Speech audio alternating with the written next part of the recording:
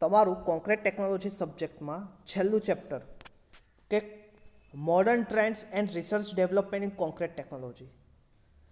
એટલે કે પહેલાં જ મેં વાત કરી હતી કે આપણે જે સબ્જેક્ટ ભણીએ છીએ, આપણે જે વસ્તુ ભણ્યા છીએ is a basic thing, basic fundamental આપણે ખાલી ભણ્યા છે. પણ આજે ડેલી અને ઇનોવેશન ઘણું વધ્યું છે. એના લીધે રોજબરોજ રિસર્ચને લીધે કંઈક ને કંઈક નવું ઇનોવેશન આવતું જાય છે, કંઈક ને કંઈક નવું મોટિવેટ મળે છે સબ્જેક્ટને અને સાથે સાથે જે તે ફિલ્ડને. તો પહેલાં આપણે જોતા હતા કે પહેલાં આપણે 5 માળ બનાવતા, પછી 7 માળ બનાવતા થયા, અત્યારે આપણે 10 માળ બનાવતા થયા. ધીરે ધીરે જેમ જેમ ટ્રેન્ડ વધતો જશે એમાં કંઈક ને કંઈક ઇનોવેશન આવતું જાય છે. એવી જ રીતે આપણે જે ભણીએ છીએ અત્યારે એમાં પણ ઘણું બધું નવું ઇનોવેશન આવતું ગયું છે. હવે તમે લોકોએ આજે આપણે ભણવું છે લાઇબ્રેરીમાં મળતા કોન્ક્રીટ ટેકનોલોજીના સામાયિકો, જનરલો અને સાહિત્ય વિશે. તો ઘણી વખત તમે લાઇબ્રેરીમાં જોયું હશે, તમને દેખાડું આવી રીતે ઘણા બધા સામાયિકો આપણી લાઇબ્રેરીમાં પણ ઉપલબ્ધ છે. Inventive impact civil engineer construction and review, construction chemical and waterproofing. તો કે આવા ઘણા બધા સામયિકો હોય છે કે જેમાં તમને રિસર્ચ વિશે માહિતી પ્રદાન થતી હોય છે, કે જે રિસર્ચ વિશે આપણને માહિતી બુકમાં નથી હોતી પણ એના કરતાં વિશિષ્ટ આપણને નોલેજ ગેઇન થતું હોય છે. Concrete technology is a vast field. એમાં દરરોજ કંઈક ને કંઈક નવું ઇનોવેશન આવતું જાય છે કે જે મોટી સંસ્થાઓ, કઈ સંસ્થાઓ એ આ રિસર્ચ પેપરને બહાર પાડતી હોય છે એના વિશે આપણે માહિતી આજે લેવી છે. તો કે કોન્ક્રીટ ટેકનોલોજી ક્ષેત્ર લાઇબ્રેરીમાં મળતા વિવિધ પુસ્તકો એ આપણે નીચે એનેક્સર 1માં જોયા. આ પુસ્તકોમાં AM Neville properties of concrete એ કોન્ક્રીટ ટેકનોલોજીનું ક્ષેત્રનું સર્વોત્તમ પુસ્તક ગણાય. આ પુસ્તક તેમણે પોતાના સંશોધનો, રિસર્ચ અને વિશ્વના અન્ય વૈજ્ઞાનિકોના સંશોધનોના સઘન અભ્યાસ બાદ તૈયાર કરેલ. ત્યારબાદ DF ઓવરચેડના 3 ગ્રંથો વોલ્યુમ 1, 2, 3માં કોન્ક્રીટ ટેકનોલોજી ક્ષેત્રની સુંદર સામગ્રી એકત્રિત કરવામાં આવી. પછી ટ્રોક્સેલ ડેવિસ એને કોમ્પોઝિશન ઓફ પ્રોપર્ટીઝ ઓફ કોન્ક્રીટમાં પણ કોન્ક્રીટના ગુણધર્મોની સવિસ્તાર માહિતી આપી. આમ ભારતના સ્ટાન્ડર્ડ પ્રમાણે લખાયેલા MS શેટ્ટી પુસ્તક વાંચો એટલે એને એમ કહેવાય છે કોન્ક્રીટ ટેકનોલોજીની ગીતા. હું ખુદ જેટલું મેં કોન્ક્રીટ ટેકનોલોજીનો મિત્રો મેં તમને ભણાવ્યું છે એમાં જો મેં સંપૂર્ણતઃ ડિટેલ નોલેજ, પ્રેક્ટિકલ નોલેજ જો ગેઇન કર્યું હોય તો MS શેટ્ટી બુકમાંથી. બાકીની બુકો વિશે તમને જલ્દી માહિતી ન મળે, પણ આપણને લેંગ્વેજ વિશે અને આપણને સમજાવતા વિશે જો કોઈ બુક આપણને સૌથી વધારે પ્રિફરેબલ હોય મારા પ્રમાણે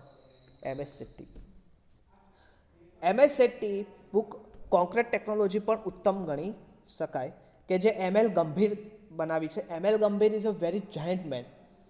પોતે IITમાંથી પ્રોફેસર તરીકે કેરિયર કરી અને ત્યારબાદ અત્યારે રિસર્ચ ઇન્સ્ટિટ્યૂટમાં રિસર્ચ ફિલ્ડમાં એ કામ કરી રહ્યા છે.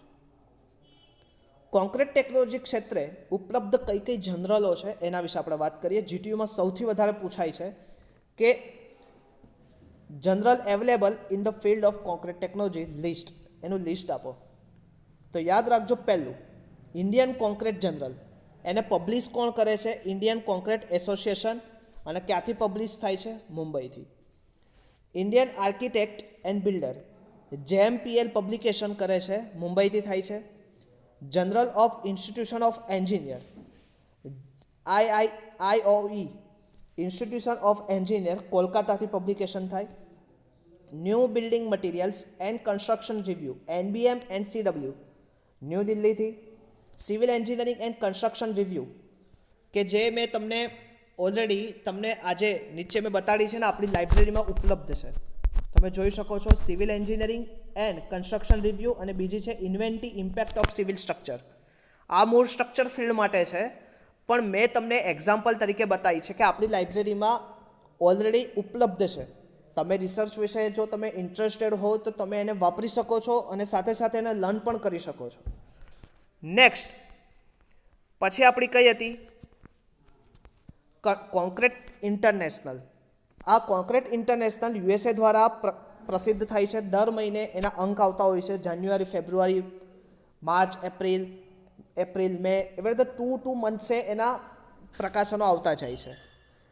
આ મોસ્ટલી આપણા દેશમાં એક તમને મિત્રો કહું કે એક ખામી કહો કે પછી એક એજ્યુકેશનલ સિસ્ટમમાં કંઈક અંશે આપણે નોલેજ માટે કચાશ રહ્યા છે. હા, પર્સન્ટેજમાં આપણે સૌથી ઉપર છીએ, પણ નોલેજની દ્રષ્ટિએ આપણે લોકો એક સિલેબસ સિવાયનું ક્યારેય બીજું રીડ કરવા માંગતા નથી. અને સિલેબસમાં પાછું મોસ્ટ આઈએમપી અને મોસ્ટ પ્રિફરેબલ ટોપિક્સ સિવાય આપણે કંઈ વિચારતા નથી. પણ આ વસ્તુમાં તમે જુઓ તો research is vast field. Research કોઈ ટોપિક ઉપર નથી થતો. રિસર્ચ એ જે તે રિસર્ચરના માઇન્ડમાં આવતા વિચારોને, ઉપલબ્ધિને લીધે, કંઈક ચેન્જીસને લીધે બનતું હોય છે.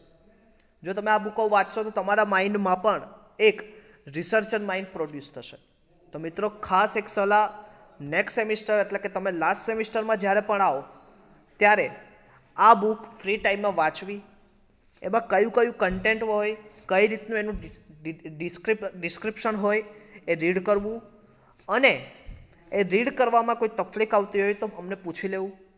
અમે ક્યારેય એની ના ને કહીએ. પણ હંમેશા એક પ્રોફેસર, એક ટીચરનું કામ હોય છે કે એક્સપિરિયન્સ શેર કરવું.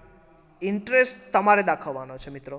તો ખાસ આર્કિટેક્ચરલ કોન્ક્રીટ રિસર્ચ એ પણ યુએસએ દ્વારા, અને ઇન્ડિયન સ્ટાન્ડર્ડ પબ્લિકેશન એની પણ આપણી જોડે ઉપલબ્ધ છે, પણ અત્યારે મને લાઇબ્રેરીમાં જોવા નથી મળતી, પણ આ પણ આપણી લાઇબ્રેરીમાં ઉપલબ્ધ છે. Indian standard publication new Delhi દ્વારા એનું પબ્લિકેશન થાય છે. આમ કોન્ક્રીટ ટેકનોલોજી જોડે અમુક સંસ્થાઓ authority in the field of concrete technology જોડે જોડાયેલી છે. એમાં પહેલી છે ઇન્ડિયન સ્ટાન્ડર્ડ ઇન્સ્ટિટ્યૂટ, ન્યૂ દિલ્હીમાં છે. ઇન્ડિયન રોડ કોંગ્રેસ IRC એ ન્યૂ દિલ્હીમાં છે. કોન્ક્રીટ એસોસિએશન ઓફ ઇન્ડિયા મુંબઈમાં છે. Structural engineering research institute Roorkee કે જે IIT રૂડકી છે એમાં ચાલે છે. અને cement research institute of India new Delhi. હવે આ જુદી જુદી સંસ્થાઓ એક જુદા જુદા કાર્યની રીતે અલગ છે. તો કે ઇન્ડિયન સ્ટાન્ડર્ડ ઇન્સ્ટિટ્યૂટ એ કોન્ક્રીટને લગતા સ્ટાન્ડર્ડ પ્રકાશિત કરે અને કોન્ક્રીટ મિક્સ ડિઝાઇનની પદ્ધતિઓ વિકસાવે. ઇન્ડિયન રોડ કોંગ્રેસ એ રોડને વિશે, સડકોને વિશે, મટીરિયલ પદ્ધતિને સતત એમાં સંશોધન અને એને કેવી રીતે એમાં પ્રોગ્રેસ થાય એના વિશે વિચાર કરે. Concrete association of India Bharat તેમજ વિશ્વમાં ચાલતી કોન્ક્રીટ સંશોધનો, વિકાસ તથા એને બાંધકામની ઉપયોગિતા અંગેના પ્રકાશનો, કોન્ક્રીટ હેન્ડબુક, ગાઈડ અને પેપર વગેરેનું પ્રકાશિત કરે. Structural engineering research institute Roorkee એ સ્ટ્રક્ચરલ એન્જિનિયરિંગ તથા કોન્ક્રીટ ટેકનોલોજીને વિવિધ સંશોધનો કરે છે. Cement research institute of India એ વિવિધ પ્રકારની સિમેન્ટ અને તેને ગુણધર્મો, ઉપયોગિતા ઉપર સંશોધનો કરીને લેખો પ્રકાશિત કરે છે. ત્યારબાદ cement corporation of India limited, આ પણ ન્યૂ દિલ્હીમાંથી પ્રકાશિત થાય છે. રોડ રિસર્ચ લેબોરેટરી RRL યુકેમાં છે, લંડનમાં. એ રોડ રિસર્ચ, કોન્ક્રીટ મિક્સ ડિઝાઇનની પદ્ધતિઓનું માહિતી આપે. And American concrete institution USA કે કોન્ક્રીટના સંશોધનો, વિકાસ, ઉપયોગી અંગે અગત્યનું કામ કરે અને આ ઉપરાંત પુસ્તકો, જનરલ, પેપર પ્રકાશિત કરે અને સેમિનારો પણ ગોઠવે છે. મિત્રો, ખાસ વસ્તુ કે ઘણી વખત પેપર રિસર્ચમાં એવું હોય છે કે તમે તમારા લીધે તમારા માઇન્ડમાં કોઈક ઇનોવેશન આવ્યું, તમે કંઈક પોતાનું ઇનોવેટિવ કરી શકો, તો આ ઇનોવેટિવને તમે પોતાના રાઇટિંગમાં તમે એક ફોર્મેટમાં તમે પેપર પબ્લિશ કરીને જે તે આ ઇન્સ્ટિટ્યુશનની જે તે સમયે એક મેલ દ્વારા તમે એને મોકલી શકો.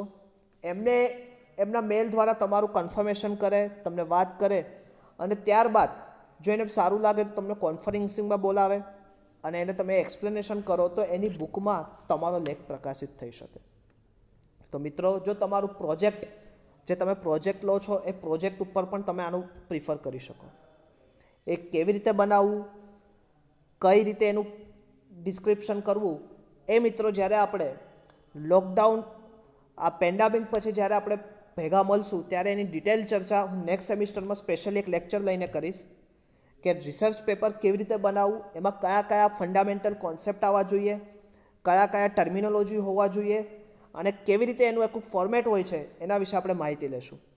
તો તો આ સાથે મિત્રો આપણે કોન્ક્રીટ ટેકનોલોજી વિષય વિશે ઘણી બધી રસપ્રદ માહિતી આપણે મેળવી, ઘણી બધી વખત આપણે પ્રેક્ટિકલ નોલેજ પણ ગેઇન કર્યું, લેક્ચર દ્વારા પણ તમે લોકોએ ઘણો બધો અમને સાથ સહકાર આપ્યો. તો મિત્રો કોન્ક્રીટ ટેકનોલોજી સબ્જેક્ટ કે જે ઘણો બધો ઉપયોગી સબ્જેક્ટ છે ફિલ્ડ માટે, તેનું આપણે સંપૂર્ણતઃ સિલેબસને પૂર્ણ કરીએ છીએ. તો ફરીથી મિત્રો આપણે મળીએ નેક્સ્ટ સેમિસ્ટરમાં, અને ત્યાં સુધી એ પહેલાં G2ની એક્ઝામમાં હજી પણ જો કોઈ ક્વેરી હોય તો ડાયરેક્ટલી કોન્ટેક્ટ કરવો અને એક સમયનો કિંમતી રીતે ઉપયોગ કરીને આ લેક્ચરનું ખાસ રિવિઝન કરવું. તે સાથે મિત્રો આપણે ફરીથી મળશું. ત્યાં સુધી જય સ્વામિનારાયણ.